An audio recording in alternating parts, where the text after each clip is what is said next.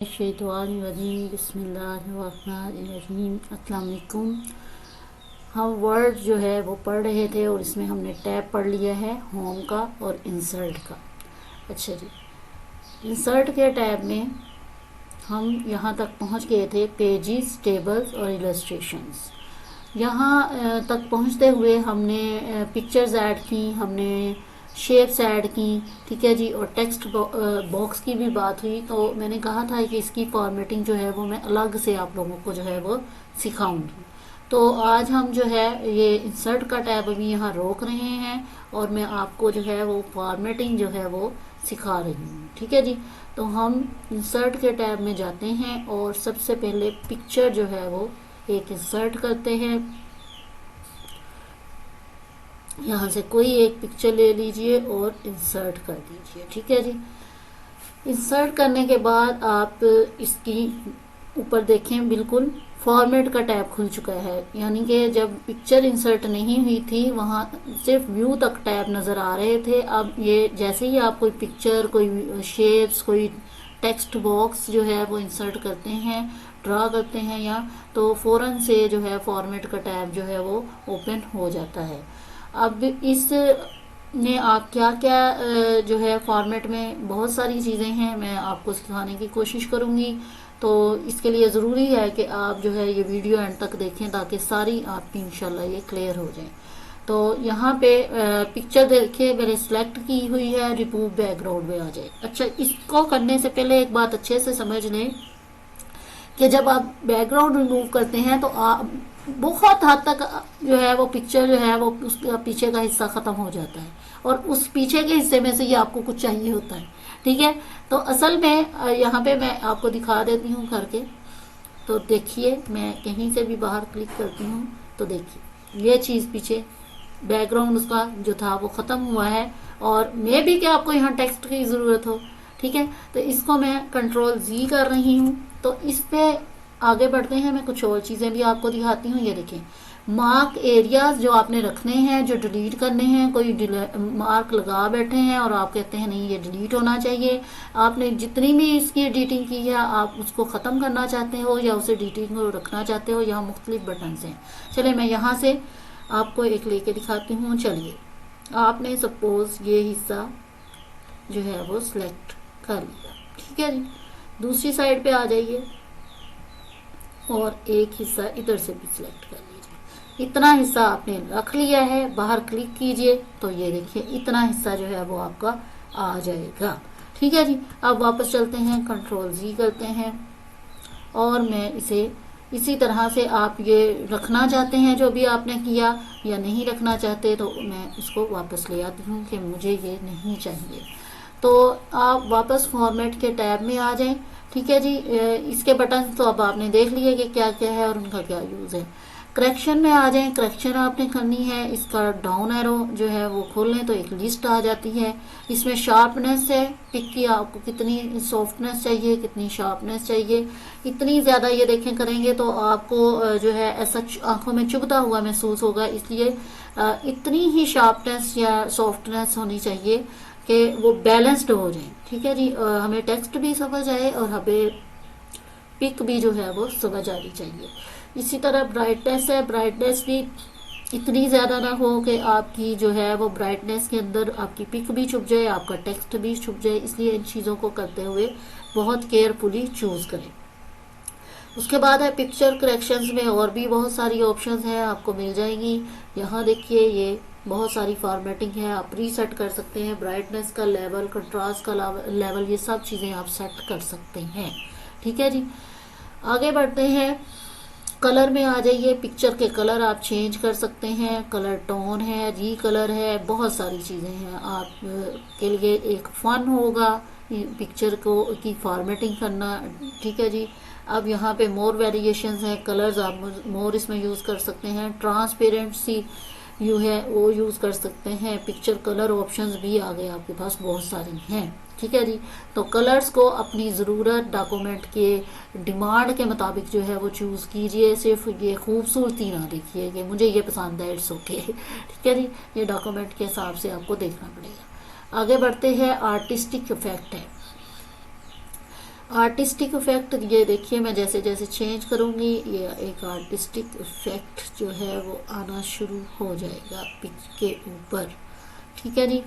और ये हर फाइल में, हर डॉक्यूमेंट में ये कोई इफेक्ट्स यूज़ नहीं होते।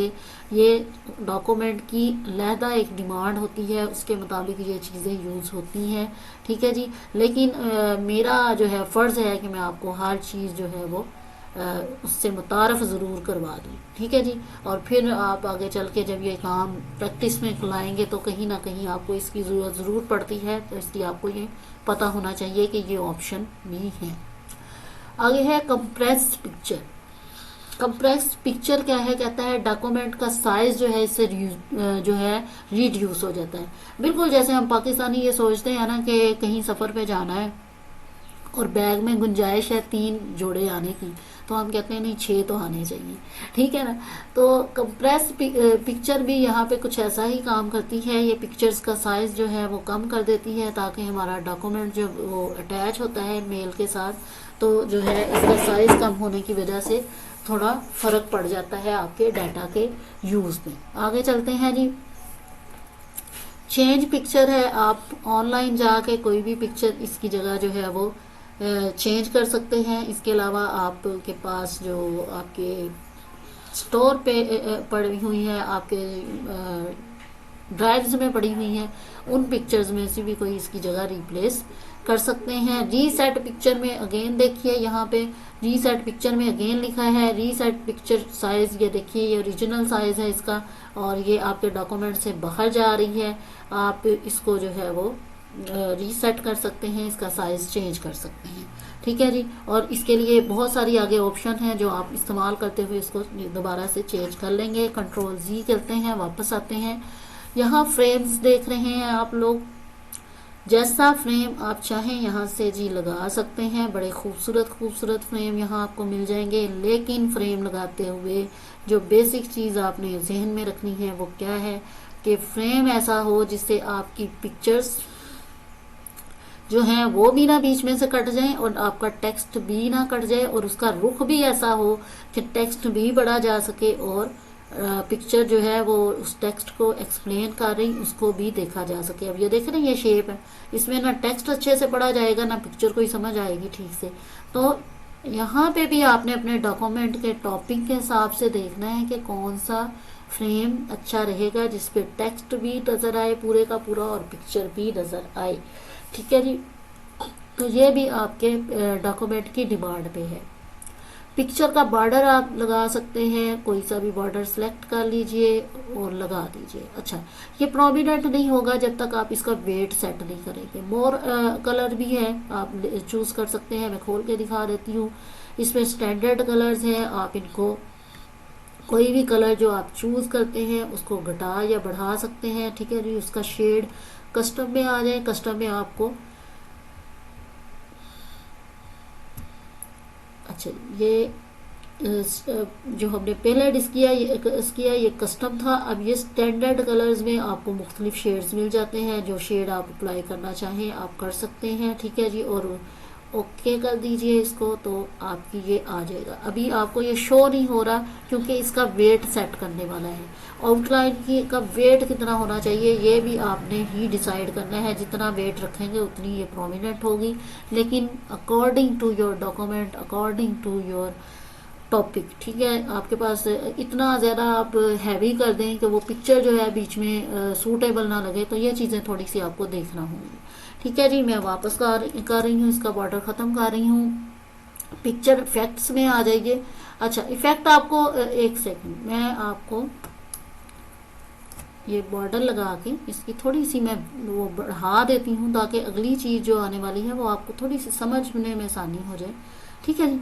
अच्छा, अब इफेक्ट्स में देखिए, इफेक्ट्स में चलें, शेडो में पहले आपको दिखा देती हूँ। यहाँ पे चलें ये वाली ले लें, तो आप ये देखेंगे नीचे पिक्चर के नीचे इसका शेडो भी बन गया है, तो आप ये इफेक्ट्स भी शामिल कर सकते हैं।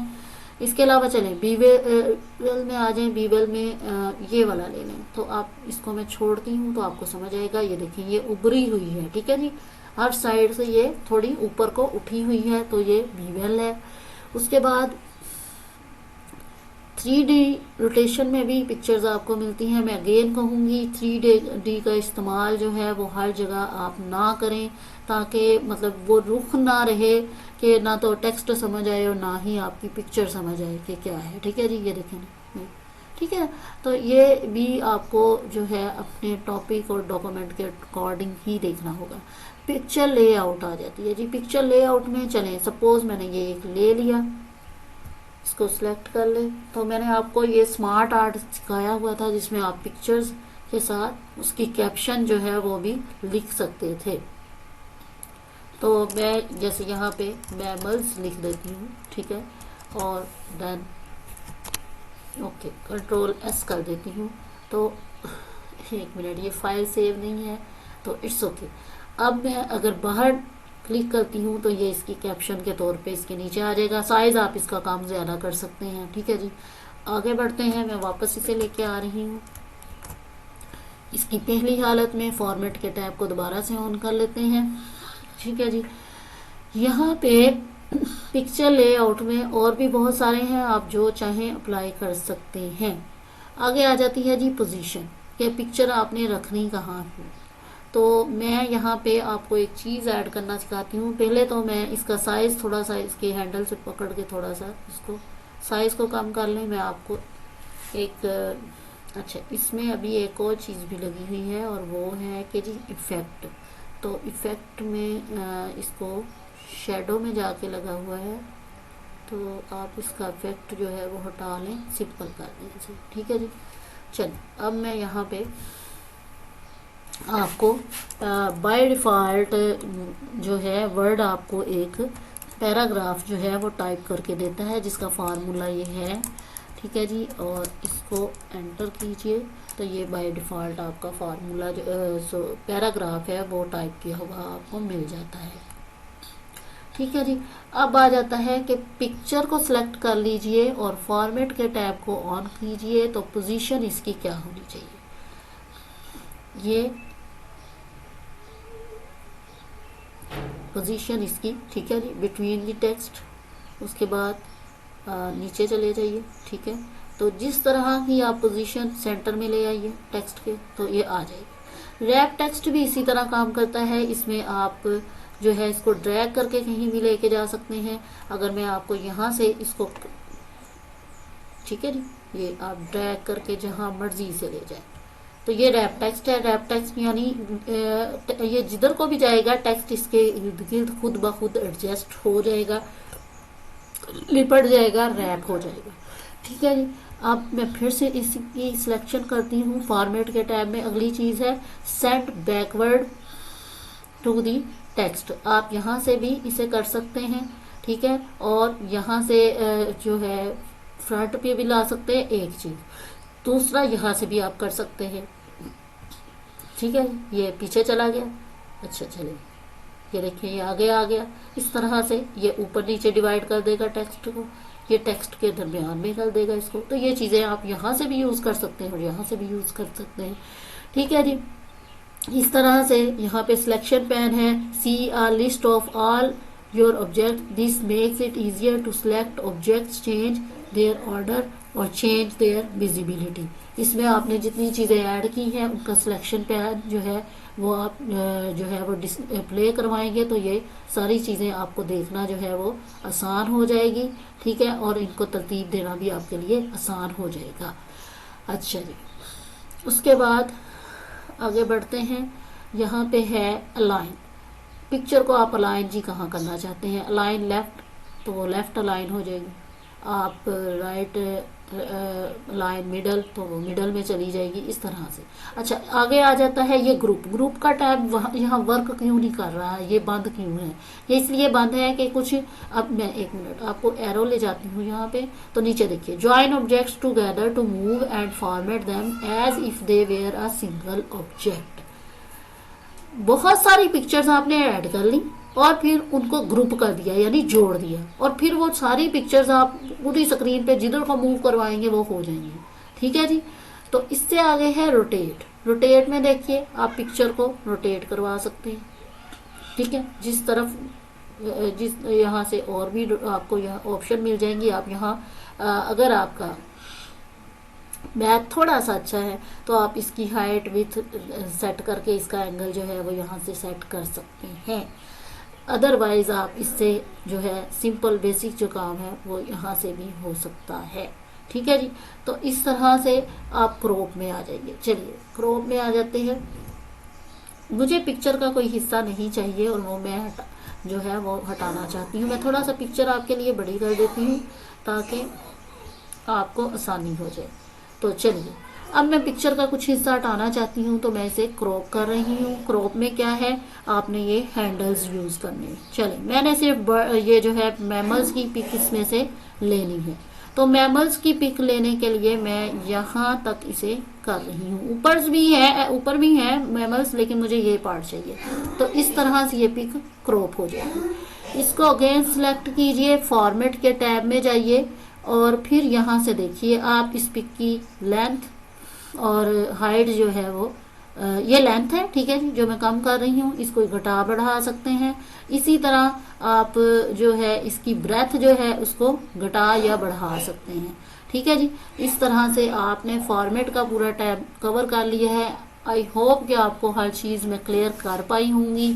तो इंशाल्लाह आगे भी इसको लेके चलेंगे। अब तक के लिए इतना ही। कल इंसर्ट का टैब जो हमारा है उसमें से आगे लेके चलेंगे चीज़ों को। एडिंग्स का ग्रुप से स्टार्ट करेंगे। फॉर्मेटिंग मैंने आपको करवा दी है। ठीक है। इसी तरह आप से मैंने कहा था कि मैं पिक्चर के साथ आपको शेप्स की फॉर्मेटिंग भी सिखाऊंगी, तो थोड़ी सी उसको भी देख लेते हैं। शेप्स में चलें, इसको ऐड कर लीजिए। अच्छा, जब आप ऐड करते हैं या इंसर्ट करते हैं तो ये आ नहीं जाती, इसको ड्रैग करना होता है। ठीक है जी। आपने इसको ड्रैग कर लिया तो फौरन से ऊपर फॉर्मेट का टैब खुल गया है। आप एडिट पिक्चर में एडिट पॉइंट्स का यूज कर सकते हैं। ठीक है। आप कहीं पे भी ये, ठीक है, इसको ड्रैग कर लीजिए। ठीक है। तो ये शेप बन जाएगी।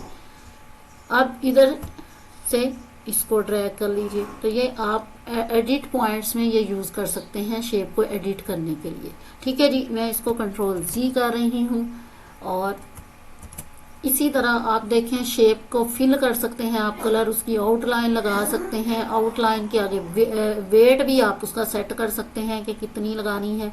ठीक है। इसके बाद जो है शेप इफेक्ट्स भी कर सकते हैं। और इफेक्ट आपको मैं पहले भी सिखा चुकी हूँ कि अगर वेट ज़रा ज़्यादा होगा तो आपको इफेक्ट समझ आएगा, वरना लगा हुआ वो इफेक्ट इतना कोई नज़र नहीं आता। तो मैं बेवल में जा रही हूँ। बीवल में इसको मैंने ये वाली शेप दे दी है। तो ये देखिए ये इसकी उबार आना शुरू हो गया है हर साइड से। तो इस तरह से आप इसकी भी फॉर्मेटिंग जो है वो कर सकते हैं। और बहुत सारी चीज़ें हैं जो आप इसके साथ कर सकते हैं।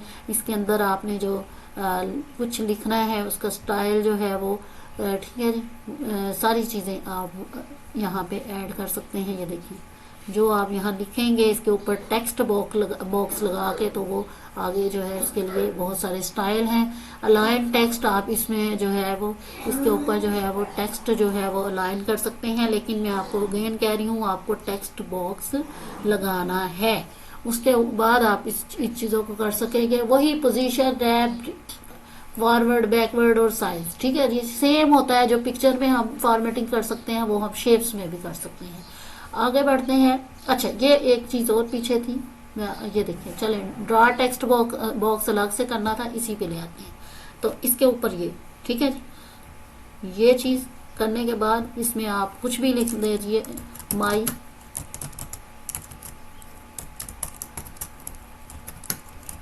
Name is Ali. ठीक है जी।